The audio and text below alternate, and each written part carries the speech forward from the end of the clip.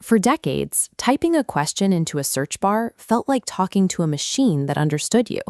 But early search engines weren't thinking. They were playing a massive game of word matching. Today, that rigid process is being restructured into a system that determines its own path to an answer. Those original information retrieval systems had zero comprehension of human language. They couldn't read a sentence, interpret nuance, or grasp the context behind why you were asking in the first place. Because the machine couldn't comprehend intent, finding information felt less like an intuitive exchange and more like a mechanical chore of guessing the exact phrasing contained in a database. The baseline mechanism driving this era was something called an inverted index. It operated like a glossary at the back of a textbook, mapping specific keywords to the documents where they appeared.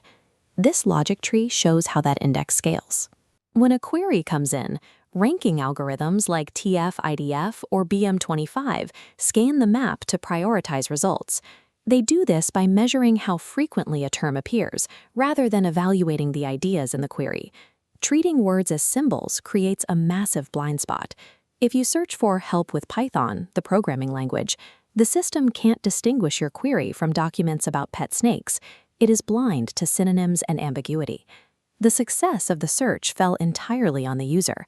You had to type the exact combination of words the system expected, or you would find nothing. As the volume of global data expanded, a retrieval method relying on perfect human phrasing became unsustainable. We needed a way to search for meanings, not just characters. To fix this, search technology stopped treating text as isolated symbols and started representing them as mathematical concepts. With semantic vectors, words convert into high-dimensional numerical arrays, plotting as data points in a coordinate space. Neural networks learn this by reading massive texts, clustering related concepts, like coffee and espresso, tightly together, while pushing unrelated words like house far away. This spatial map allows search engines to understand intent. You can find relevant documents even if they don't contain the specific keywords you typed. This didn't replace keyword matching. Instead, hybrid systems emerged that merged the precision of keywords with the broad conceptual recall of semantic search. Giving machines the ability to approximate human understanding solved the intent problem.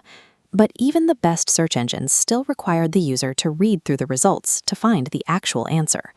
Large language models are highly capable at predicting the next word in a sequence, but they operate in a vacuum. Without a connection to live facts, they are limited to the patterns they learn during training. Because LLMs are locked to their training data, they cannot access private documents or current information. They can tell you how an engine works, but they don't know today's stock prices. Retrieval Augmented Generation, or RAG, was developed to bridge this gap. It gives the language model a way to look things up in an external knowledge base. In a RAG pipeline, the process is linear. A user asks a question, the system searches a database for relevant documents, and then feeds that text into the LLM to generate an answer based on those specific facts. Grounding the model in external documents reduced hallucinations.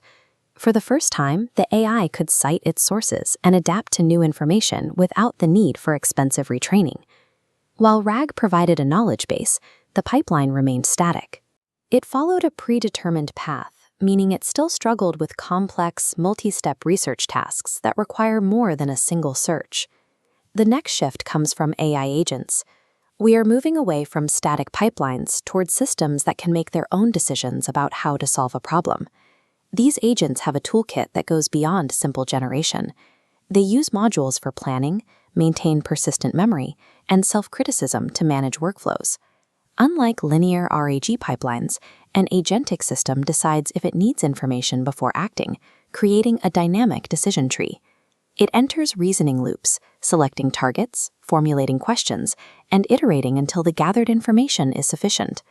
This allows the system to cross-reference multiple sources, validate specific claims, and pull data from various databases through APIs at the same time. Retrieval is no longer a fixed step in a sequence. It is a tool the agent chooses to use as part of a broader reasoning process. By empowering the system to perform multi-step research and synthesize data from different sources, we've moved to an active, autonomous researcher. We have traced the path from mechanical systems blindly matching strings of text to adaptive agents that can plan their own search strategies and self-correct in real time. As data grows, the hardest part of AI is no longer generating responses. It's the complex logic of deciding what to look at. The long-term power of AI doesn't lie in its ability to memorize every answer. It lies in its ability to master the human-like logic of how to find them.